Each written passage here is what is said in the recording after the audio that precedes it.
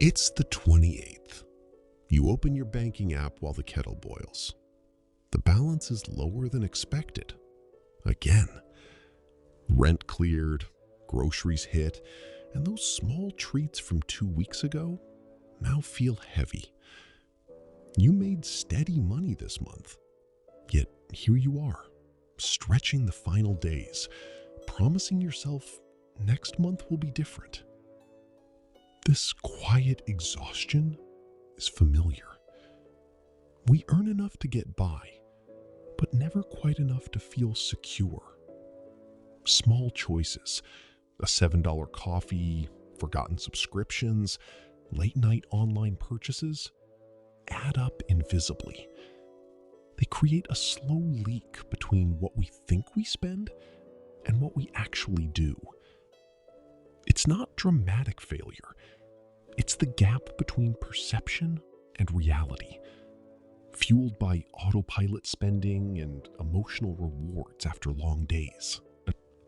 But it doesn't have to stay this way. The shift starts with gentle awareness. For the next 30 days, simply track every expense. No judgment, just notes on your phone. Watch the patterns emerge. The daily leaks, the automatic renewals, the invisible trades of future peace for present convenience. Then choose a simple framework. Try the 50-30-20 rule. 50% on needs, like rent, utilities, groceries, and transport. 30% on wants that genuinely bring you joy. 20% towards savings, extra debt payoff, or an emergency buffer. Make it practical. At the start of each month, assign every dollar a job, zero-based style. Automate transfers for savings the day you get paid. Review one category weekly. Meal plan to cut impulse takeout. Negotiate one recurring bill, or pause unused subscriptions. These aren't restrictions.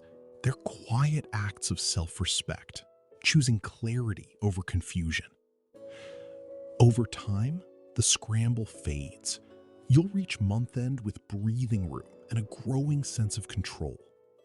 You deserve to feel secure with the money you already earn. Small, consistent choices create that freedom. If this resonated, the rest of the series explores more practical paths for common financial challenges. I'd love to hear which part felt most useful to you. Drop a comment below.